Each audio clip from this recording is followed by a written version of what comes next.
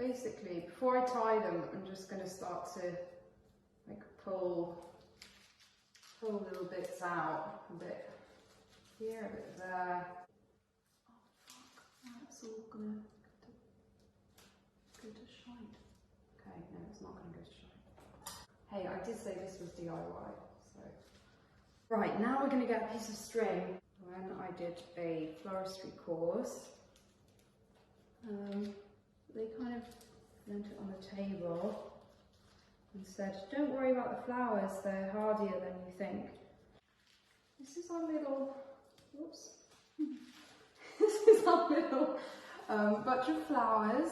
So I hope you guys are gonna have a go on your own. Okay, there we go. Okay,